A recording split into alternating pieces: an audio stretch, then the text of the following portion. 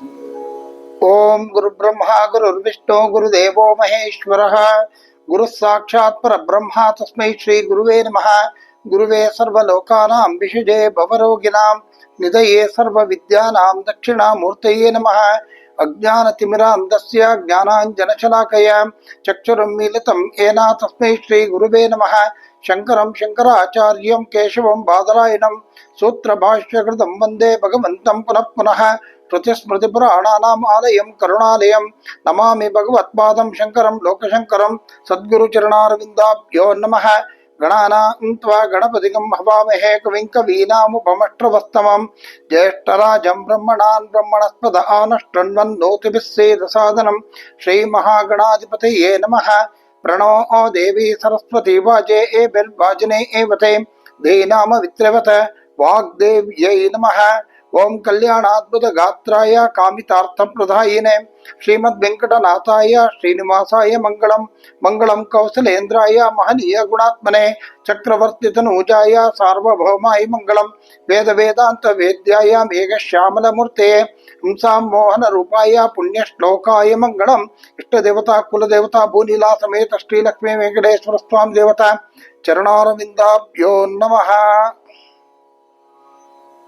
ಜಗದ್ಗುರುಗಳಾಗಿರ್ತಕ್ಕಂತಹ ಶ್ರೀ ಶ್ರೀ ಶ್ರೀ ಭಾರತೀ ತೀರ್ಥ ಮಹಾಸ್ವಾಮಿಗಳು ಹಾಗೂ ಜಗದ್ಗುರುಗಳಾಗಿರ್ತಕ್ಕಂತಹ ಶ್ರೀ ಶ್ರೀ ಶ್ರೀ ವಿಧುಶೇಖರ ಭಾರತಿ ಮಹಾಸ್ವಾಮಿಗಳ ಚರಣಾರವಿಂದಗಳಲ್ಲಿ ಸಾಷ್ಟಾಂಗ ನಮಸ್ಕಾರವನ್ನ ಮಾಡ್ತಾ ಇವತ್ತಿನ ಈ ಭಾಗವನ್ನು ನಾವು ಆರಂಭ ಮಾಡೋಣ. ಸಭೆಗೆ ನಮಸ್ಕಾರ. ಹೋದ ಒಂದು ಭಾಗದಲ್ಲಿ ನಾವು ಸರ್ವತಂತ್ರಾತ್ಮಿಕ ಅಂತಕ್ಕಂಥ ವಿಚಾರವನ್ನು ನಾವು ಹೇಳಿದ್ವಿ. ಇವಾಗ ಮನೋನ್ಮನಿ ಅಂತ ಹೇಳಿ ಇದೆಲ್ಲವೂ ಕೂಡ ವನದುರ್ಗ ಮಾಲಾ ಮಂತ್ರದ ವಿಶೇಷಗಳು ಅಂತ ನಾವು ಹೇಳ್ತಾ ಇದ್ವಿ. ಪರಾಕೋಟಿಗೆ ಸಂಬಂಧಿಸಿರ್ತಕ್ಕಂತಹ ಇದು ನಾಮ. ಉಪಾಧಿಯಲ್ಲಿ ನೋಡಿದಾಗ ಪುಲ್ಲಿಂಗ ಸ್ತ್ರೀಲಿಂಗ ಅಂತ ಹೇಳಿ, ಉಪಾಧಿಯನ್ನ ಬಿಟ್ಟು ನೋಡಿದಾಗ ಯಾವುದೇ ವಿಧವಾಗಿರ್ತಕ್ಕಂತಹ ಲಿಂಗ ಭೇದಗಳು ಇಲ್ಲ ಅಂತ ಹೇಳಿ, ಈ ಮನೋನ್ಮನಿ ಅನ್ನೋದನ್ನ ಅರ್ಥ ಮಾಡ್ಕೋಬೇಕು ಅಂದ್ರೆ ಪರಮೇಶ್ವರನ 10 ನಾಮಗಳನ್ನ ಇಲ್ಲಿ ಹೇಳ್ತಾ ಇದ್ದಾರೆ ನೋಡಿ. ಈಗ ರುದ್ರಾಭಿಷೇಕ ಮಾಡುವಾಗ ಅಥವಾ ಈಶ್ವರನನ್ನ ಉದ್ದೇಶಿಸಿ ನಾವು ಮಂತ್ರಗಳನ್ನು ಹೇಳುವಾಗ ವಾಮದೇವಾಯ ನಮೋ, ಜ್ಯೇಷ್ಠಾಯ ನಮಃ, ಶ್ರೇಷ್ಠಾಯ ನಮೋ, ರುದ್ರಾಯ ನಮಃ, ಕಾಲಾಯ ನಮಃ, ಕಲವಿಕರ್ಣಾಯ ನಮೋ, ಬಲವಿಕರ್ಣಾಯ ನಮೋ, ಬಲಾಯ ನಮೋ, ಬಲಪ್ರಮತನಾಯ ನಮಃ, ಸರ್ವಭೂತ ದಮನಾಯ ನಮೋ, ಮನೋನ್ಮನಾಯ ನಮಃ. ನುಡಿ ಕಡೆನಲ್ಲಿ ಮನೋನ್ಮನ ಅಂತ ಬರುತ್ತೆ. ಹಾಗಾಗಿ ಇಲ್ಲಿ 10 ಶಕ್ತಿಗಳ ಆದ್ಮೇಲೆ ಆ ಒಂದು ಮನೋನ್ಮನ ಅಂತಕ್ಕಂತ ಒಂದು ನಾಮ ಬರುತ್ತೆ. ಇಲ್ಲಿ ಬಹಳ ಮುಖ್ಯವಾಗಿ ತಿಳ್ಕೋಬೇಕು ಅಂತಂದಾಗ ಆ ಕಡೆ ಶಕ್ತಿ ಏನಿದೆ, ಆ ಮನೋನ್ಮನ ಅಂತಕ್ಕಂಥದ್ರಲ್ಲಿ ಇರ್ತಕ್ಕಂತಹ ಶಕ್ತಿನೇ ಆ ಜಗದಂಬಿಕೆ ಮನೋನ್ಮಣಿ. ಇಲ್ಲಿ ವಾಮದೇವ ಅಂದ್ರೆ ವಾಮಶಕ್ತಿ, ಇದು ಕೂಡ ತಾಯಿಗಿರ್ತಕ್ಕಂತಹ ಶಕ್ತಿ ಅಂತ ಹೇಳಿ ನೋಡಿ. ವಾಮ, ಜ್ಯೇಷ್ಠ, ರೌದ್ರಿ, ಕಾಳಿ ಹೀಗೆ ಹೇಳ್ತಾ ಹೇಳ್ತಾ ಬಲ ಅಂತಂದಾಗ ಬಲವಿಕರ್ಣಿ, ಬಲಪ್ರಮಥಿನಿ ನೋಡಿ, ಬಲಪ್ರಮಥನಾಯ ನಮಃ ಅಂತ ಹೇಳಿದ್ವಿ. ಆಮೇಲೆ ಸರ್ವಭೂತ ದಮನಾಯ ನಮಃ ಅಂತ. ಹಾಗಾಗಿ ಸರ್ವಭೂತ ದಮನಿ, ಆಮೇಲೆ ಸರ್ವಧಮನಿ, ಮನೋನ್ಮನಿ ಹೀಗೆ ನೋಡಿದಾಗ ಪೂರ್ತಿಯಾಗಿ ಈಶ್ವರಿ ಶಕ್ತಿಗಳನ್ನೇ ಅಲ್ಲಿ ಹೇಳ್ತಾ ಹೋಗಿದ್ದಾರೆ. ಇಲ್ಲಿ ವಾಮದೇವ ಅಂತಂದ್ರೆ ವಾಮನತ್ವವನ್ನಿರ್ತಕ್ಕಂಥವನು, ಅಂದ್ರೆ ವಮನತ್ವ ಅಂತಂತಂದ್ರೆ ಹೆಚ್ಚಾಗಿ ಬೆಳಕನ್ನ ಕೊಡ್ತಕ್ಕಂಥವನು. ಈ ಸೃಷ್ಟಿ ಸಂಪೂರ್ಣವಾಗಿ ಈ ಸೃಷ್ಟಿಯನ್ನ ಸಂಪೂರ್ಣವಾಗಿ ಬೆಳಕಿನಿಂದ ತುಂಬಿಸ್ತಕ್ಕಂಥವನು ಅಂತ ಹೇಳಿ, ಈ ಸೃಷ್ಟಿಯಲ್ಲಿ ಅಧಿಕವಾಗಿರ್ತಕ್ಕಂತಹ ಶಕ್ತಿ, ಬೆಳಕಿನ ಶಕ್ತಿಯನ್ನ ಕೊಡ್ತಕ್ಕಂಥವನು, ಅಜ್ಞಾನವನ್ನ ನಿವಾರಿಸ್ತಕ್ಕಂಥವನು. ಬೆಳಕು ಅಂತಂದ್ರೆ ಜ್ಞಾನ ಸಂಪಾದನೆ ಆಗಿರ್ತಕ್ಕಂಥದ್ದು. ಹಾಗಾಗಿ ಅಂತಹ ಪ್ರಸಾದಿಸ್ತಕ್ಕಂಥವನು, ಬೆಳಕನ್ನ ಕೊಟ್ಟು ಪ್ರಸಾದಿಸ್ತಕ್ಕಂಥವನು ಅಂತ ಹೇಳಿ. ಅದಾದ್ಮೇಲೆ ವಾಮದೇವ ಏನಮೋ, ಜ್ಯೇಷ್ಠ ಅಂದ್ರೇನು, ಎಲ್ರಿಗಿಂತ ದೊಡ್ಡವನು ಅಂತ, ಜ್ಯೇಷ್ಠ ಪುತ್ರ ಅಲ್ವಾ. ಹಾಗಾಗಿ ಜ್ಯೇಷ್ಠ ಕುಮಾರಿ, ಜ್ಯೇಷ್ಠ ಅಂದ್ರೆ ದೊಡ್ಡವನು ಅಂತ ಹೇಳಿ. ವಾಮದೇವ ಅಂತ ವಾಮ ಅಂತಂದಾಗ ಏನ್ ಹೇಳಿದ್ವಿ? ಹೆಚ್ಚಾಗಿ ಬೆಳಕನ್ನ ಕೊಡ್ತಕ್ಕಂಥವನು ಅಂತ ಹೇಳಿದ್ವಿ. ಆಮೇಲೆ ಅವರು ವಾಮದೇವಾಯ ನಮೋ ಜ್ಯೇಷ್ಠ ಅಂದ್ರೆ ಎಲ್ರಿಗಿಂತ ದೊಡ್ಡವನು ಅಂತ ಆಯ್ತು. ಆಮೇಲೆ ಶ್ರೇಷ್ಠ ಅಂದ್ರೆ ಪ್ರತಿಯೊಬ್ಬರಿಗೂ ಕೂಡ ಯಾವುದೇ ತಗೊಂಡ್ರು ಕೂಡ ಬಹಳ ಶ್ರೇಷ್ಠವಾಗಿರ್ತಕ್ಕಂಥವನು. ಮುಂದೆ ಜಗತ್ತನ್ನ ರೌದ್ರಿ ಶಕ್ತಿಯಿಂದ ನಿಯಂತ್ರಿಸ್ತಕ್ಕಂಥವನು ಯಾರು? ರುದ್ರ. ಹಾಗಾಗಿ ಇವಳು ರೌದ್ರಿ ಸ್ತ್ರೀ. ಇವಳು ಜಗದಂಬೆ ಅಂತ ತಗೊಂಡಾಗ ಏನಾಗುತ್ತೆ? ರೌದ್ರಿ. ಕಾಲ ರೂಪದಿಂದ ಇರ್ತಕ್ಕಂಥವನು ಕಾಲ ಅಂದ್ರೆ ವಾಮದೇವಾಯ ನಮೋ ಜ್ಯೇಷ್ಠಾಯ ನಮಃ ಶ್ರೇಷ್ಠಾಯ ನಮಃ ರುದ್ರಾಯ ನಮಃ ಕಾಲ. ನೋಡಿ, ಕಾಲ ರೂಪದಲ್ಲಿರ್ತಕ್ಕಂಥವಳು ಕಾಲಿ. ಹಾಗಾಗಿ ಯಾವುದು ಯಾವಾಗ ಹೇಗಿರ್ಬೇಕು ಅಂತಕ್ಕಂತಹ, ಯಾವುದು ಯಾವಾಗ ಹೇಗಿರ್ಬೇಕು ಅಂತಕ್ಕಂಥದ್ದನ್ನ ನಿರ್ಧರಿಸ್ತಕ್ಕಂಥದ್ದು ಯಾವುದು? ಕಾಲ. ಒಬ್ಬೊಬ್ಬರಿಗೆ ಒಂದೊಂದು ಬೇರೆ ಬೇರೆ ಆಗಿರ್ತಕ್ಕಂಥದ್ದನ್ನ ಹಂಚೋದು. ಒಬ್ಬೊಬ್ಬರಿಗೆ ಅದು ಎಲ್ರಿಗೂ ಯೂನಿಫಾರ್ಮ್ ಆಗಿ ಹಂಚೋದಿಲ್ಲ. ಒಬ್ಬೊಬ್ಬರ ಒಂದು ಪುಣ್ಯ ವಿಶೇಷ, ಪಾಪ ವಿಶೇಷಗಳು ಇತ್ಯಾದಿಗಳಿಂದ ಅವರಿಗೆ ಆಯಾಯ ಕಾಲಮಾನವನ್ನು ಹಂಚತಕ್ಕಂಥದ್ದು. ಹಾಗಾಗಿ ಕಲವಿಕರಣ. ಮುಂದೆ ಹಾಗೆ ಬಲ. ಬಲಾಯ ನಮಃ ಅಲ್ವೇ? ವಾಮದೇವಾಯ ನಮೋ ಜ್ಯೇಷ್ಠಾಯ ನಮಃ ಶ್ರೇಷ್ಠ ಹೇಳ್ಬೇಕ. ಬಲ ಅಂತಂದಾಗ ಆ ಬಲವನ್ನ ಹಂಚತಕ್ಕಂಥವನು ಯಾರು? ಯಾರಿಗೆ ಎಷ್ಟು ಬಲವನ್ನ ಕೊಡ್ಬೇಕೋ ಅದನ್ನ ಹಂಚತಕ್ಕಂತ ಕೆಲಸ ಬಲ ವಿಕರಣ. ಆಮೇಲೆ ಬಲ ಆದ್ಮೇಲೆ ಮುಂದಕ್ಕೆ ಅವರನ್ನ ಯಾರಿಗೆ ಹೆಚ್ಚು ಬಲ ಇದೆ ಅನ್ನುವಂತ ಇದು ಅಹಂಕಾರ ಬಂದು ಅದರಿಂದ ಲೋಕಕಂಟಕರಾಗ್ತಾ ಇದ್ದಾರೆ ಅಂತಂದ್ರೆ ಅವರ ಬಲವನ್ನ ತಗ್ಗಿಸ್ತಕ್ಕಂತಹ ಅಥವಾ ಅವರ ಬಲವನ್ನ ನಾಶ ಮಾಡತಕ್ಕಂತಹ ಶಕ್ತಿ ಯಾರಿಗಿದೆ ಅಂದ್ರೆ ಇವನಿಗೆ ಇದೆ. ಹಾಗಾಗಿ ಅವನು ಬಲಪ್ರಮಥನ. ಬಲಪ್ರಮಥನಾಯ ನಮೋ ಅಂತ ಹೇಳಿ ಸೃಷ್ಟಿಯನ್ನ ತನ್ನಲ್ಲೇ ಲೀನ ಮಾಡ್ತಕ್ಕಂಥವನು ಯಾರು? ಈ ಸೃಷ್ಟಿ ಸ್ಥಿತಿಯಲ್ಲಿ ಎಲ್ಲ ಆಯ್ತು, ಲೀನ ಮಾಡ್ಕೋಬೇಕಲ್ಲ. ಅದೇ ಯಾವುದು ಅಂದ್ರೆ ಸರ್ವಭೂತ ದಮನಾಯ ನಮೋ ಅಂತ ಹೇಳಿ ಇಷ್ಟೆಲ್ಲ ಮಾಡ್ತಕ್ಕಂಥದ್ದು ಯಾರು? ಯಾರು? ಮನೋನ್ಮನ. ಗೊತ್ತಾಯ್ತಾ? ವಾಮದೇವಾಯ ನಮೋ ಜ್ಯೇಷ್ಠಾಯ ನಮಃ ಶ್ರೇಷ್ಠಾಯ ನಮೋ ರುದ್ರಾಯ ನಮಃ ಕಾಲಾಯ ನಮಃ ಕಲವಿಕರ್ಣಾಯ ನಮೋ ಬಲವಿಕರ್ಣಾಯ ನಮೋ ಬಲಾಯ ನಮೋ ಬಲಪ್ರಮಥನಾಯ ನಮಃ ಸರ್ವಭೂತ ದಮನಾಯ ನಮೋ ಅಂತ ಹೇಳಿ ಇಷ್ಟ ಆದ್ಮೇಲೆ ಇಷ್ಟೆಲ್ಲ ಮಾಡ್ತಿರ್ತಕ್ಕಂಥವನ್ ಯಾರು? ಮನೋನ್ಮನ. ಹಾಗಾಗಿ ಈ ಜಗದಂಬೆಯ ಈ ಒಂದು ಕಾರಣ, ಯಾಕಂದ್ರೆ ಶಿವ ಪಾರ್ವತಿಯರ ಮಧ್ಯೆ ಆಗ್ಲಿ ಕಾಮೇಶ್ವರ ಮಧ್ಯೆ ಆಗ್ಲಿ ಯಾವುದೇ ವಿಧವಾಗಿರ್ತಕ್ಕಂಥ ಭೇದ ಇಲ್ಲದೆ ಇರೋದ್ರಿಂದ ಅವಳು ಮನೋನ್ಮನಿ. ಯೋಗಶಾಸ್ತ್ರದಲ್ಲಿ ಮನೋನ್ಮನಿಗೆ ಕೆಲವು ಲಕ್ಷಣಗಳನ್ನ ಹೇಳಿದಾರಂತೆ. ಏನು ಅಂದ್ರೆ ನೇತ್ರೇ ಯಯೋನ್ಮೇಷ ನಿಮಿಷೆ ಮುಕ್ತೆ ವಾಯುರ್ಯಯ ವಿರ್ಜಿತ ರೇಚಪೂರ ಮನಶ್ಚ ಸಂಕಲ್ಪ ವಿಕಲ್ಪ ಶೂನ್ಯಂ ಮನೋನ್ಮನಿ ಸಾ ಮಯಸನ್ನಿಧತ್ತಾಂ ಅಂತ ಹೇಳಿ. ಅಂದ್ರೆ ಯಾವುದೇ ಕಾಲದಲ್ಲೂ ಕೂಡ ಈ ದೇವಿ ಕಣ್ಣು ಮುಚ್ಚೋದಿಲ್ಲ, ಅಂದ್ರೆ ಪ್ರಾಣವಾಯು ಸಂಚರಿಸೋದಿಲ್ಲ. ಹಾಗಾಗಿ ರೇಚಕ ಪೂರಕ ಅಂತದ್ದು ಇಲ್ಲ. ಮನಸ್ಸು ಸಂಕಲ್ಪ ವಿಕಲ್ಪ ರಹಿತವಾಗಿ ತನಗೆ ಆಧಾರವಾಗಿರ್ತಕ್ಕಂತಹ ಚೈತನ್ಯದಲ್ಲಿ ಸಂಲಗ್ನವಾಗಿ ತದಾಕಾರವಾಗಿ ಬಿಡುತ್ತೆ. ಹಾಗಾಗಿ ಇಂತಹ ಮನೋನ್ಮನಿ ಅಂತ ಕರೀತಕ್ಕಂತಹ ದೇವಿ ನನ್ನಲ್ಲಿ ಜಾಗೃತವಾಗಿರ್ಲಿ ಅನ್ನುವಂತಹ ಈ ಒಂದು. ಹಾಗೆ ಮನೋನ್ಮನಿ ಅಂತಂದಾಗ ಮನಸ್ಸು ಅತ್ಯಂತ ಉತ್ಕೃಷ್ಟ ಸ್ಥಿತಿಯಲ್ಲಿರುತ್ತೆ.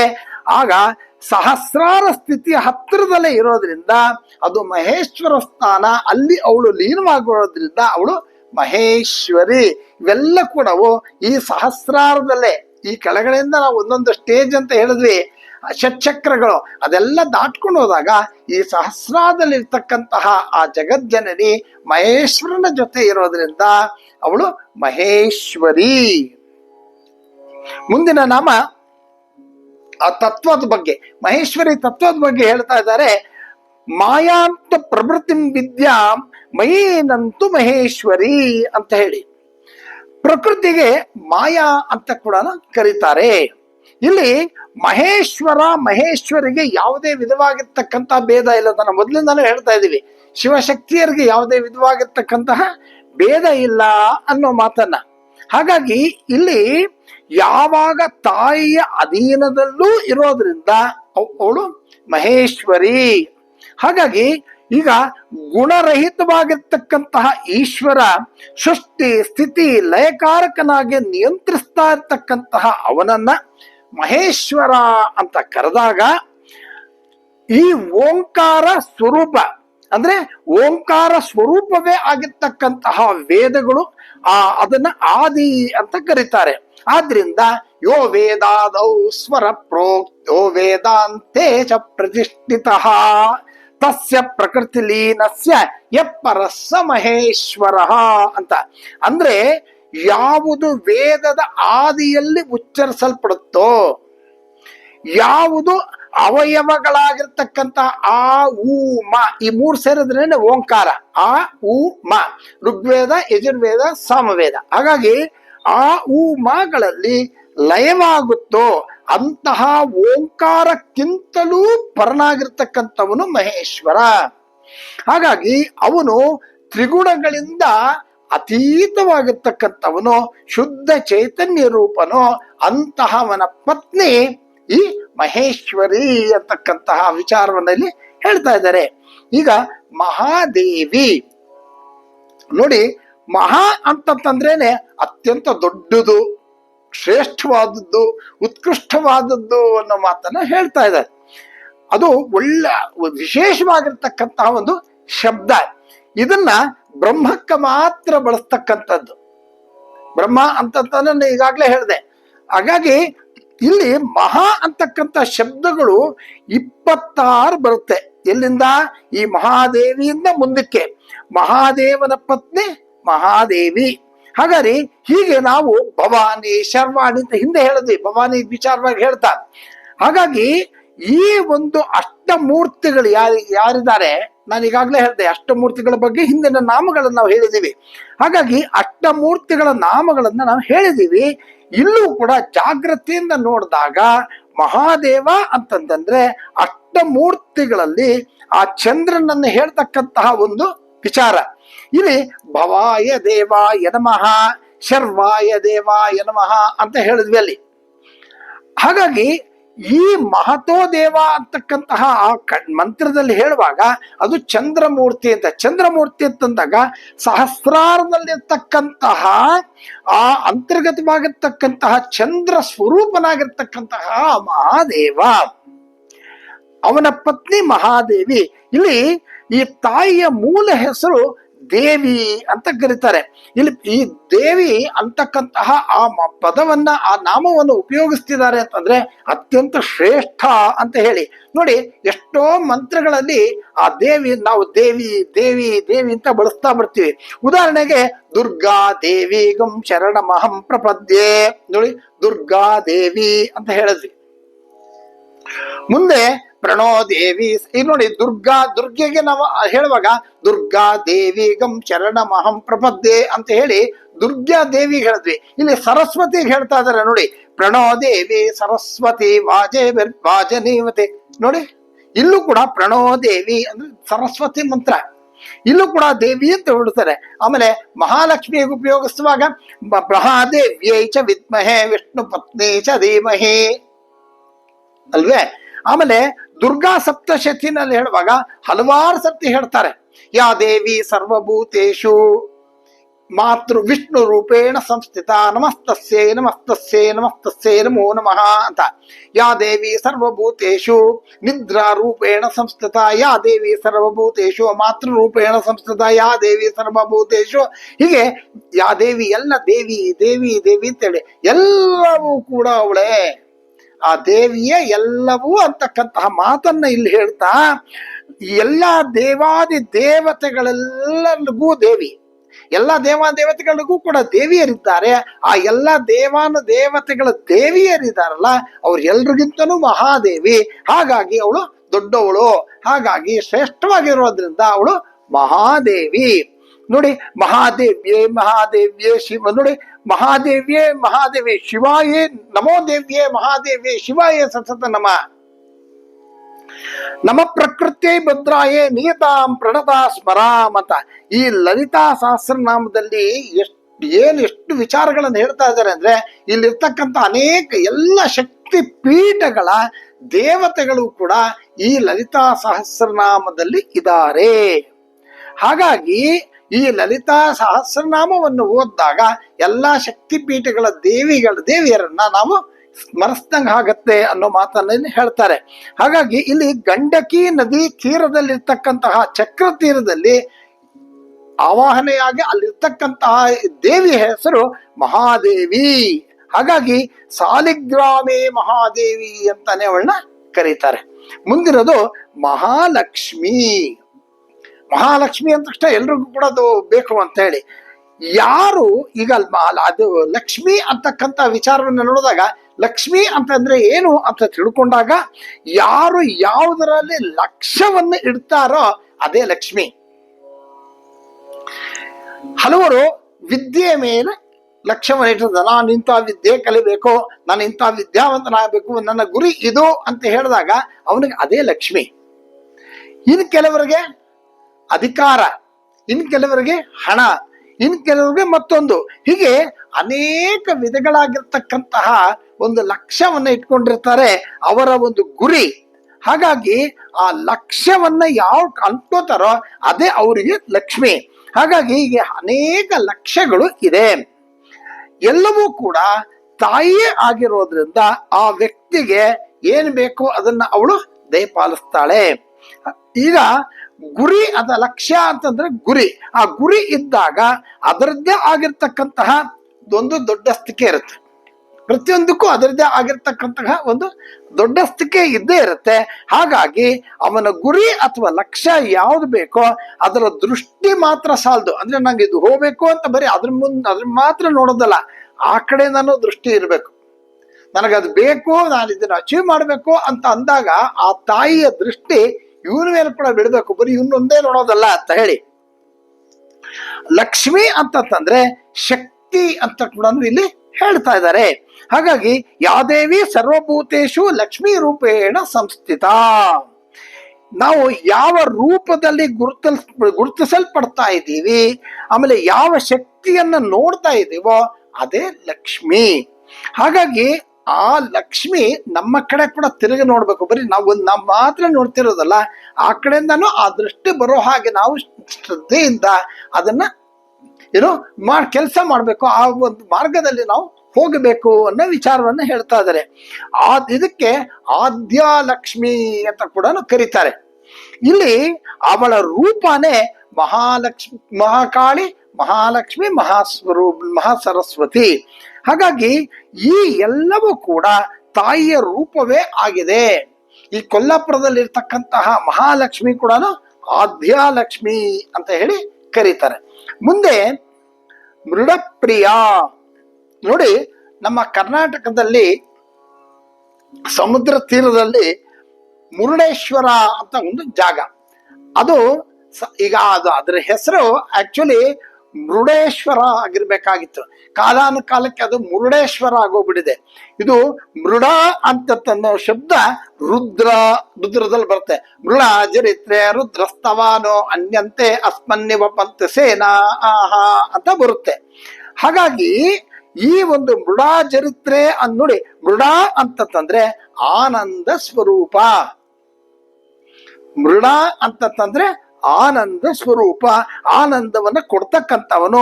ಎಷ್ಟೆಷ್ಟು ರೀತಿಯ ಆನಂದಗಳಿದೆಯೋ, ಎಷ್ಟೆಷ್ಟು ರೀತಿಯಾಗಿರ್ತಕ್ಕಂಥ ಆನಂದಗಳು, ವಿಧಗಳು ಇದೆಯೋ, ಅದೆಲ್ಲವೂ ಕೂಡ ಆ ಈಶ್ವರನದೇ. ಹಾಗಾಗಿ ಅವನು ಮೃಡಾಯ. ಇವನಿಗೆ ಪ್ರಿಯವಾಗಿರ್ತಕ್ಕಂಥವಳು ಯಾರು? ಮೃಡ ಪ್ರಿಯ. ಇವನು ಮೃಡ ಅಂದ್ರೆ ಆನಂದ ಸ್ವರೂಪ. ಇವನಿಗೆ ಪ್ರಿಯವಾಗಿರ್ತಕ್ಕಂಥವಳು ಯಾರು? ಮೃಡ ಪ್ರಿಯ. ಹಾಗಾಗಿ ಆ ಮೃಡ ಪ್ರಿಯ, ಈ ಪ್ರಿಯ ಅಂತಂದ್ರೂ ಕೂಡ ಆನಂದಾನೇ ಅಂತ ಹೇಳ್ತಾ ಇದ್ದಾರೆ.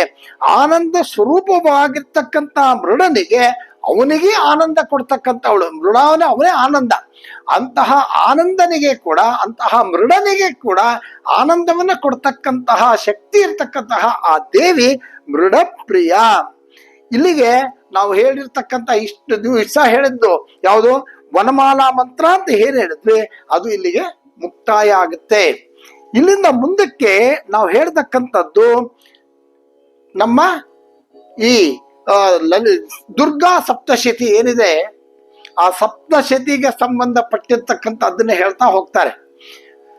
ದುರ್ಗಾ ಸಪ್ತಶತಿನಲ್ಲಿ ಅನೇಕ ವಿಚಾರಗಳನ್ನ, ಆ ದೇವಿಯ ಶಕ್ತಿ, ಅವಳು ಏನು ಅಲಂಕಾರಗಳು, ಅದು ಇದು ಏನೇನು ಹೇಳ್ತಾ ಇದ್ದಾರೆ ಅದ್ರ ಬಗ್ಗೆ ಹೇಳ್ತಾ ಹೋಗ್ತಾರೆ. ಅದನ್ನ ಇಲ್ಲಿ ಸೇರಿಸಿದ್ದಾರೆ. ಲಲಿತಾ ಸಹಸ್ರನಾಮದಲ್ಲೂ ಕೂಡ ಆ ದುರ್ಗಾ ಸಪ್ತಶತಿ ಸೇರಿಸಿದ್ದಾರೆ. ಆ ವಾಗ್ದೇವಿಗಳು ಲಲಿತಾ ಸಹಸ್ರನಾಮವನ್ನು ವರ್ಣಿಸ್ತಾ ಇದ್ದಾಗ ದುರ್ಗಾ ಸಪ್ತಶತಿ ನೋಡಿ ಪ್ರತಿಯೊಂದು ಹೇಳ್ತಾ ಬರ್ತಾ ಇದ್ದಾರೆ. ಹಾಗಾಗಿ ಇಲ್ಲಿಂದ ಮುಂದಕ್ಕೆ ದುರ್ಗಾ ಸಪ್ತಶತಿಯ ಹಲವು ಮಂತ್ರಗಳನ್ನ, ಹಲವು ವಿಚಾರಗಳನ್ನ ಇಲ್ಲಿ ಹೇಳ್ತಾ ಹೋಗ್ತಾರೆ. ನೋಡಿ, ಮಹಾರೂಪದಿಂದ ಮಹಾಯೋಗೇಶ್ವರಿ ಅನ್ನೋವರೆಗೂ ಅಂದ್ರೆ 14 ನಾಮಗಳು. ಮಹಾರೂಪ, ಮಹಾಪೂಜ್ಯ, ಮಹಾಪಾತಕನಾಶಿನಿ, ಹೀಗೆ ಈ ಮಂತ್ರಗಳ 14 ನಾಮಗಳೇನಿದೆ ಅದು ದುರ್ಗಾ ಸಪ್ತಶತಿಯಲ್ಲಿ ಬರ್ತಕ್ಕಂತಹ ವಿಶೇಷಗಳನ್ನ ಸೇರಿಸಿ ಇಲ್ಲಿ ಹೇಳ್ತಾ ಇದ್ದಾರೆ. ಹಾಗಾಗಿ ನಾವು ಈಗ ಇಷ್ಟೊತ್ತು ಏನ್ ಹೇಳ್ತಾ ಇದ್ವಿ, ವನಮಾಲಾ ಮಂತ್ರದ ವಿಶೇಷಗಳನ್ನು ಹೇಳ್ತಾ ಇದ್ವಿ. ಇನ್ನು ಮುಂದಕ್ಕೆ ನಾವು ದುರ್ಗಾ ಸಪ್ತಶತಿಯಲ್ಲಿ ಬರ್ತಕ್ಕಂತಹ ವಿಶೇಷಗಳನ್ನು ಸೇರಿಸಿ ಈಗ ಹೇಳ್ತಾ ಆ ದುರ್ಗಾ ಸಪ್ತಶತಿ ಮಂತ್ರಗಳಲ್ಲಿ ನಾವೀಗ ಪ್ರವೇಶ ಮಾಡ್ತಾ ಇದ್ದೀವಿ. ಇಲ್ಲಿ ಸಪ್ತಶತಿಯಲ್ಲಿ ಕಾಣತಕ್ಕಂತಹ ಭಾವಗಳು ಇಲ್ಲಿಂದ ಮುಂದಕ್ಕೆ ನಮಗೆ ಗೋಚರ ಆಗ್ತಾ ಹೋಗುತ್ತೆ. ತಾಯಿಯ ರೂಪ ಹೇಗಿದೆ ಅಂದ್ರೆ ಮಹಾರೂಪ ಅಂತ ಹೇಳಿದ್ದಾರೆ. ನೋಡಿ, ನಿಜವಾಗ್ಲೂ ತಾಯಿಗೆ ರೂಪ ಇದೆಯಾ? ಇಲ್ಲ. ಯಾಕಂದ್ರೆ ಅವಳಿಗೆ ರೂಪ ಇಲ್ಲ, ಆಕಾರ ಇಲ್ಲ, ಏನು ಇಲ್ಲ. ನಮಗೋಸ್ಕರವಾಗಿ, ನಾನು ಹಿಂದೆನೆ ಹೇಳಿದೆ, ನಮಗೋಸ್ಕರವಾಗಿ ಆ ಜಗಜ್ಜನನಿ ಆ ರೂಪವನ್ನು ಧರಿಸಿ ಬಂದು ನಮಗೆ ದರ್ಶನ ಕೊಟ್ಟು ನಮ್ಮನ್ನ ಅನುಗ್ರಹಿಸ್ತಾಳೆ ಅಂತ ಹೇಳಿ. ಹಾಗಾಗಿ ಆ ಜಗಜ್ಜನನಿಯ ರೂಪ ಯಾವುದು ಅಂದ್ರೆ ದಿವ್ಯ ರೂಪ. ಹಾಗೆ ಆ ನಾಮಗಳು ಕೂಡ ದಿವ್ಯವಾಗಿರ್ತಕ್ಕಂತಹ ನಾಮಗಳು. ಹಾಗಾಗಿ ತಾಯಿಗೆ ಇರ್ತಕ್ಕಂಥ ರೂಪಗಳು ಎಲ್ಲವೂ ಕೂಡ ಪ್ರಕೃತಿ ರೂಪಗಳಲ್ಲ. ಯಾಕಂದ್ರೆ ಅದು ದಿವ್ಯ ರೂಪಗಳು, ಅದು ಪ್ರಕೃತಿಗೆ ಅವಳು ಅತೀತವಾಗಿರೋದ್ರಿಂದ ಈ ಒಂದು ಶಬ್ದವನ್ನ ಬಳಸ್ತೇವೆ. ಪ್ರಕೃತಿಗೆ ಇರ್ತಕ್ಕಂತಹ ರೂಪಗಳಿಗಿಂತ ಆಕೆ ಶ್ರೇಷ್ಠವಾಗಿ, ಅದಕ್ಕಿಂತ ಉಚ್ಚಾಯ ಸ್ಥಿತಿಯಲ್ಲಿ ಇರೋದ್ರಿಂದ, ಅತೀತ ರೂಪಗಳಾಗಿರೋದ್ರಿಂದ ಮಹಾ ಅಂತಕ್ಕಂತಹ ಶಬ್ದವನ್ನ ನಾವಿಲ್ಲಿ ಬಳಸ್ತಾ ಇದ್ದೀವಿ. ಹಾಗಾಗಿ ತಾಯಿ ಧರಿಸಿರ್ತಕ್ಕಂತಹ ರೂಪ ಬ್ರಹ್ಮತತ್ವವೇ ಆಗಿರೋದ್ರಿಂದ ಅದು ಮಹಾರೂಪ ಅಂತ ಹೇಳಿ. ಈ ರೂಪದಲ್ಲಿ ಯಾವುದೇ ವಿಧವಾಗಿರ್ತಕ್ಕಂತಹ ದೋಷಗಳಿಲ್ಲ. ಉಪಾಧಿಗಳಲ್ಲಿ ಇದ್ದಾಗ ದೋಷಗಳಿದೆ. ಉಪಾಧಿಗಳಿಗೆ ಇವಳು ಮೀರಿರೋದ್ರಿಂದ, ಉಪಾಧಿಗಳಿಗೂ ಇವಳಿಗೂ ಯಾವುದೇ ವಿಧವಾಗಿರ್ತಕ್ಕಂಥ ಸಂಬಂಧ ಇಲ್ಲದೆ ಇರೋದ್ರಿಂದ ಅವಳು ಯಾವುದೇ ದೋಷಗಳಾಗಲಿ ಯಾವುದು ಇಲ್ಲದೆ ಇರೋದ್ರಿಂದ ಅವಳು ಶ್ರೇಷ್ಠವಾಗಿರ್ತಕ್ಕಂತಹ ರೂಪ. ಇಲ್ಲಿ ರೂಪ ಚತುಷ್ಟಯಕ್ಕಿಂತಲೂ ಉತ್ಕೃಷ್ಟವಾಗಿರೋದ್ರಿಂದ ಆಕೆ ಮಹಾರೂಪ. ಇಲ್ಲಿ ರೂಪ ಚತುಷ್ಟಯ ಅಂತಂದ್ರೆ 4. ಅದ್ಯಾವುದು ಅಂದ್ರೆ ಪ್ರಧಾನ, ಪುರುಷ, ವ್ಯಕ್ತ, ಕಾಲ ಅಂತ ಹೇಳಿ ಈ 4 ಸಹ ಪ್ರಕೃತಿಗೆ ಸಂಬಂಧಪಟ್ಟಿರ್ತಕ್ಕಂಥದ್ದು. ಇವುಗಳೆಲ್ಲವೂ ಕೂಡ ತಾಯಿಯ ರೂಪಗಳೇ ಆದ್ರೂ ಕೂಡ ಅದು ಇವಳು ಉಪಾಧಿಗೆ ಸಂಬಂಧ ಪಡದೆ ವಿಶಿಷ್ಟವಾಗಿರ್ತಕ್ಕಂತಹ ತಾಯಿ ಆಗಿರೋದ್ರಿಂದ, ಇದೆಲ್ಲದಕ್ಕಿಂತನೂ ಅವಳು ಅತೀತವಾಗಿರೋದ್ರಿಂದ ಮಹಾರೂಪ ಅಂತ ಹೇಳಿ. ಇಲ್ಲಿ ದುರ್ಗಾ ಸಪ್ತಶತಿನಲ್ಲಿ ಅವಳು ಮಹಾರೂಪ ಅನ್ನೋದು ಹೇಗೆ ಹೇಳ್ತಾರೆ ಅಂತಂದ್ರೆ, ಮಹಿಷ ಈ ಒಂದು ಸಂಹಾರದ ಸಂದರ್ಭದಲ್ಲಿ ಎಲ್ಲ ದೇವತೆಗಳೆಲ್ಲ ಸೇರಿ ಅವರ ಶಕ್ತಿಗಳನ್ನ ಕೊಟ್ಟರು. ಅವರ ಒಂದು ಇದರಿಂದ ದೊಡ್ಡ ವಿರಾಟ್ ರೂಪ ಆಯ್ತು ಅಂತಂದಾಗ ಅವಳು ಹೇಗೆ ಕಾಣಿಸ್ತಾ ಇದ್ಲು ಅನ್ನೋದನ್ನ ದುರ್ಗಾ ಸಪ್ತಶತಿ ಏನ್ ಹೇಳ್ತಾರೆ ಅಂತಂದ್ರೆ, ಸಾದರ್ಶ ತಥೋ ದೇವೀಂ ವ್ಯಾಪ್ತ ಲೋಕತ್ರಯಾಂ ತ್ವಿಷ ಪಾದಾಕ್ರಾಂತ್ಯ ನತ ಭುವಂ ಕಿರೀಟೋ ಲಿಖಿತಾಂಬರಾಂ. ಅಂದ್ರೆ ಆ ದೇವಿ ಹೇಗ್ ಕಾಣಿಸ್ತಿತ್ಲು ಅಂದ್ರೆ ಅವಳಿಗೆ ಹಾಕಿರ್ತಕ್ಕಂತಹ ಕಿರೀಟ ಆಕಾಶದಲ್ಲಿರ್ತಕ್ಕಂಥದ್ದು, ಆಕಾಶವನ್ನೇ ಕೆರೀತಾ ಇತ್ತು ಅನ್ನೋದನ್ನ. ಕಿರೀಟವ ಲಿಖಿತಾಂಬರಂ, ಆಕಾಶದ ಮೇಲೇನೆ ಬರೀತಿದ್ದಾಳೇನೋ ಅನ್ನೋ ತರ ಅಷ್ಟು ಕೆರೀತಿತ್ತು ಆ ಕಿರೀಟ ಅನ್ನೋದನ್ನ ಹೇಳ್ತಾ ಇದ್ದಾರೆ. ಶೋಭಿತ ಶೇಷ ಪಾತಾಳ ಧನುರ್ಜಾನಿ ಸ್ವನೇನ ತಾಂ ದಿಶೋ ಭುಜ ಸಹಸ್ರೇಣ ಸಮಂತ ವ್ಯಾಪ್ಯ ಸಂಸ್ಥಿತ ಅಂತ ನೋಡಿ. ಅವಳ ಕೈಗಳು ಹೇಗಿತ್ತು, ಬಹಳ ಹೆಚ್ಚಾಗಿರ್ತಕ್ಕಂಥ ಕೈಗಳು, ಶೋಭಿತಾಂ ಶೇಷಪಾತ, ಜೊತೆಗೆ ಅವಳ ಕಾಲು ದೊಡ್ಡದಾಗಿರ್ತಕ್ಕಂತಹ ಆ ಶರೀರಕ್ಕೆ ಅಷ್ಟು ಕೈಗಳು, ಹಾಗೆ ಪಾದ ಆ ಭೂಮಿನ ಅದ್ರಿಸ್ತಾ ಇತ್ತಂತೆ. ಅವಳು ಇದ್ದಿದ್ದ ಆ ಭಾರ ತಡಿಲಾರ್ದೆ ಭೂಮಿ ಪಾತಾಳ ಲೋಕಕ್ಕೆ ಹೋಗುವಷ್ಟು ಕೆಳಗಡೆ ಹೊರಟೋಗ್ತಾ ಇತ್ತಂತೆ, ಆ ಭಾರ ತಡಿಲಾರ್ದೆ. ಧನುರ್ಜಾನಿ ಸ್ವನೇನತ ದಿಶೋ ಭುಜ ಸಹಸ್ರೇಣ ಸಮಂತ ವ್ಯಾಪ್ಯ ಸಂಸ್ಥಿತ, ಅವಳ ಕೈಗಳು ಎಲ್ಲ ದಿಕ್ಕುಗಳಿಗೂ ಕೂಡ ಹರಡೋಗ್ಬಿಟ್ಟಿತ್ತು ಅನ್ನೋ ಮಾತನ್ನ ಇಲ್ಲಿ ಹೇಳ್ತಾ ಇದ್ದಾರೆ. ಅಂದ್ರೆ ಆ ಜಗಜ್ಜನನೆಯ ಆ ಒಂದು ರೂಪ, ಆಕಾರ ಹೇಗಿತ್ತು, ಮಹಾರೂಪ ಅಂತ ಹೇಳ್ತಾ ಇದೀವಿ. ಹಾಗಾಗಿ ಆ ರೂಪ ಹೇಗಿತ್ತು ಅಂತಂದ್ರೆ, ಅವಳು ತಲೆ ಮೇಲೆ ಇರ್ತಕ್ಕಂಥ ಕಿರೀಟ ಆಕಾಶವನ್ನೇ ಕೆರೀತಾ ಇತ್ತು, ಪಾತಾಳಕ್ಕೆ ಹೋಗ್ತಾ ಇತ್ತು. ಅವಳು ಎಲ್ಲ ದಿಕ್ಕುಗಳಿಗೂ ಕೂಡ ಅವಳು ಅವಳ ಹತ್ರ ಇದ್ದಂತ ಕೈಗಳು ಎಲ್ಲ ಕಡೆಯೂ ಕೂಡ ವ್ಯಾಪಿಸ್ಬಿಟ್ಟಿತ್ತು ಅನ್ನೋವಾಗಿದ್ದನ್ನ ಹೇಳ್ತಾರೆ. ಮುಂದಕ್ಕೆ ಮಹಾಪೂಜ್ಯ ಅಂತ ಹೇಳಿ, ಮಹಾಪೂಜ್ಯ ಅಂತಂದ್ರೆ ಯಾರು ವಿಶೇಷವಾಗಿ ಅಂತಂದ್ರೆ ಈ ದೇವಿಯನ್ನ ಮಹಾ ಪುರುಷರು, ದೇವತೆಗಳು ಕೂಡ, ತ್ರಿಮೂರ್ತಿಗಳಿಂದ ಹಿಡಿದು ಎಲ್ಲರೂ ಕೂಡ, ದೇವತೆಗಳು ಕೂಡ, ಮಹಾ ಋಷಿಗಳು ಕೂಡ ಈ ದೇವಿಯನ್ನ ಪೂಜಿಸ್ತಾ ಇರೋದ್ರಿಂದ ಅವಳು ಮಹಾಪೂಜ್ಯ ಅಂತ ಹೇಳಿ ಕರೀತಾರೆ. ಮುಂದೆ ಮಹಾಪಾತಕ ನಾಶಿನಿ ನೋಡಿ. ಯಾರು ಆ ತಾಯಿಯನ್ನ ಭಕ್ತಿ ಶ್ರದ್ಧೆಯಿಂದ ಪೂಜಿಸ್ತಾರೋ, ಯಾರು ಆರಾಧಿಸ್ತಾರೋ, ಸ್ತುತಿಸ್ತಾರೋ, ಅವರ ಎಲ್ಲ ಪಾತಕಗಳು, ಮಾಡಿರ್ತಕ್ಕಂಥ ಪಾಪಗಳೆಲ್ಲ ಕೂಡ ನಶಿಸಿ ಹೋಗುತ್ತೆ ಅಂತ ಹೇಳಿ.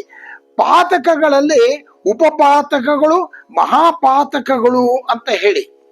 ಇಲ್ಲಿ ಪಾಪಗಳಲ್ಲಿ ಎಷ್ಟು ವಿಧ ಅಂತ ತಿಳಿಸಿದ್ರೆ ಭಯ ಆಗ್ಬಿಡುತ್ತೆ. ಯಾಕಂದ್ರೆ ಹಿಂದೆ ನಾವು ಹೇಳಿದ್ವಿ, ದೋಷಗಳ ವಿಚಾರ ಹೇಳಿದ್ವಿ, 17 ದೋಷಗಳು, ಷಟ್ ದೋಷಗಳು ಅಂತ ಬೇರೆ ಸಪರೇಟ್ ಆಗಿ ಹೇಳಿದ್ವಿ. ಹಾಗಾಗಿ ಈಗ ಈ ಪಾಪಗಳಲ್ಲೂ ಕೂಡ ಅನೇಕ ವಿಧವಾಗಿರ್ತಕ್ಕಂಥ ಪಾಪಗಳು ಅಂತ ಅವರು ಹೇಳ್ತಾರೆ. ಆಮೇಲೆ ಇಲ್ಲಿ ಯಾವ್ಯಾವುದು ಅಂತ ಸುಮ್ಮನೆ ಹೇಳಬೇಕು ಅಂತಂದ್ರೆ, ಪಾತಕಗಳು, ಉಪಪಾತಕಗಳು, ಸಂಕಲೀಕರಣ ಪಾತಕಗಳು, ಮಲಿನೀಕರಣ ಪಾತಕಗಳು, ಅಪಾತ್ರೀಕರಣ ಪಾತಕಗಳು, ಜಾತಿ ಭ್ರಂಶ ಕರ್ಮಗಳು, ಹೀಗೆ ಅನೇಕ ಅನೇಕ ಅನೇಕ. ಈ ಎಲ್ಲ ಪಾತಕಗಳು ಕೂಡ ಬೇರೆ ಬೇರೆ ಆಗಿರೋದ್ರಿಂದ ಮಾಡಿರ್ತಕ್ಕಂತಹ ಈ ಪಾಪ ಕರ್ಮಗಳಿಗೆ ನಾವು ಅದರಿಂದ ಹೊರಗಡೆ ಬರಬೇಕು ಅನ್ನೋದಾದ್ರೆ, ಆ ಪ್ರತಿಯೊಂದು ಪಾಪಕ್ಕೂ ಅಥವಾ ಪಾತಕಗಳಿಗೂ ಕೂಡ ನಾವು ಒಂದು ಶಾಂತಿಯನ್ನ ಅಥವಾ ಬೇಕಾಗಿರ್ತಕ್ಕಂತಹ ಒಂದು ಸರಿ ಮಾಡಿಕೊಡ್ತಕ್ಕಂತಹ ಪ್ರಾಯಶ್ಚಿತ್ತಗಳನ್ನ ಮಾಡ್ಕೋಬೇಕಾಗತ್ತೆ. ಆದ್ರೆ ಈ ಯಾವುದೇ ಪ್ರಾಯಶ್ಚಿತ್ತ ಮಾಡ್ಕೊಂಡ್ರು ಕೂಡ ಅದು ಒಂದು ಮೇಲ್ಗಡೆ ಇರ್ತಕ್ಕಂಥ ಲೇಯರ್ ತೆಗಿಬಹುದೇ ವಿನಃ ಆ ಗರ್ಭಕ್ಕೆ ಹೋಗಿ ಅದು ಎಲ್ಲಿಂದ ಆರಂಭವಾಯಿತು ಆ ಮಹಾಪಾತಕತನ ಅಲ್ಲಿಗೆ ಹೋಗಿ ತೆಗೆಯೋದಿಲ್ಲ. ಅಂತಹ ಆ ಆರಂಭವಾಗಿರ್ತಕ್ಕಂಥ ಆ ಮಹಾಪಾತಕತನ ಎಲ್ಲಿ ಆರಂಭವಾಯ್ತೋ ಆ ಆರಂಭವಾಗಿರ್ತಕ್ಕಂತಹ ಜಾಗದಿಂದಾನೇ ಆ ಬುಡ ಸಮೇತ ಆ ಪಾತಕತನವನ್ನ ತೆಗಿಬೇಕು ಅಂದ್ರೆ ಯಾರು ಮಾಡ್ಬೇಕು ಅಂತಂದ್ರೆ ಇನ್ಯಾರು ಅಲ್ಲ, ಆ ದೇವಿ ಜಗನ್ಮಾತೆ ಲಲಿತಾ ತ್ರಿಪುರ ಸುಂದರಿ. ಹಾಗಾಗಿ ಇಂತಹ ಕೆಲಸವನ್ನ ಮಾಡತಕ್ಕಂತಹ ಆ ದೇವಿ ಮಹಾಪಾತಕ ನಾಶಿನಿ. ಇದಕ್ಕೆ ಬ್ರಹ್ಮಾಂಡ ಪುರಾಣದಲ್ಲಿ ಏನಂತ ಹೇಳ್ತಾರೆ ಅಂತಂದ್ರೆ, ಕೃತಸ್ಯ ಅಖಿಲ ಪಾಪಸ್ಯ ಜ್ಞಾನತೋ ಅಜ್ಞಾನತೋ ಅಪಿವ ಪ್ರಾಯಶ್ಚಿತ್ತಂ ಪರಂ ಪ್ರೋಕ್ತಂ ಪರಾಶಕ್ತಿ ಪದಸ್ಮೃತಿ ಅಂತ. ತಿಳಿದು ಮಾಡತಕ್ಕಂಥ ಪಾಪಗಳು, ತಿಳಿದೇ ಮಾಡತಕ್ಕಂಥ ಪಾಪಗಳು, ತಿಳಿದೇ ಮಾಡತಕ್ಕಂತಹ ಪಾಪಗಳು ಅಂತ 3 ಭಾಗಗಳು. ಇಂತಹ 3 ಭಾಗಗಳಿಂದ ಮಾಡತಕ್ಕಂತಹ ಪಾಪಗಳನ್ನ ಸ್ಮರಣೆ ಮಾತ್ರದಿಂದಾನೇ ಆ ಜಗಜ್ಜನನಿ ಆ ಪಾಪಗಳನ್ನೆಲ್ಲ ನಾಶ ಮಾಡಿಬಿಡ್ತಾಳೆ ಅನ್ನೋ ಮಾತನ್ನ. ಆಕೆ ಪಾದ ಸ್ಮರಣೆ ಮಾಡಿದ ತಕ್ಷಣನೇ ಎಲ್ಲ ಪಾಪಗಳು ಕೂಡ ನಿವಾರಣೆ ಆಗ್ಬಿಡುತ್ತೆ ಅಂತ ಮಾತನ್ನ. ಪ್ರತಿ ಪಾಪಕ್ಕೂ ಕೂಡ ಬೇರೆ ಬೇರೆಯಾಗಿರ್ತಕ್ಕಂತಹ ಪ್ರಾಯಶ್ಚಿತ್ತ ಇದೆ ಅಂತ ಹೇಳಿದೆ. ಆದ್ರೆ ಆ ಬೇರೆ ಬೇರೆ ಪ್ರಾಯಶ್ಚಿತ್ತಗಳು ಅಂದ್ರೆ ಅದಕ್ಕೆ ಬೇಕಾಗಿರ್ತಕ್ಕಂಥ ದೇವತೆಗಳು. ಆದ್ರೆ ಈ ಜಗಜ್ಜನನಿಯಲ್ಲೇ ಎಲ್ಲಾ ದೇವತೆಗಳು ಇರೋದ್ರಿಂದ ಒಂದು ದೇವಿ, ಆ ದೇವಿ ಒಬ್ಬಳನ್ನ ಪ್ರಾರ್ಥನೆ ಮಾಡಿ ಅವಳನ್ನ ಪಾದವನ್ನ ಹಿಡಿದ ಆಗೇನಾಗುತ್ತೆ, ಎಲ್ಲ ನಾನಾ ವಿಧವಾಗಿರ್ತಕ್ಕಂಥ ಯಾವುದೇ ರೀತಿಯಾಗಿರ್ತಕ್ಕಂಥ ಪಾತಕಗಳು ಕೂಡ ಅದು ನಿವಾರಣೆ ಆಗ್ಬಿಡುತ್ತೆ ಅನ್ನೋ ಮಾತನ್ನ ಇಲ್ಲಿ ಹೇಳ್ತಾ ಇದ್ದಾರೆ.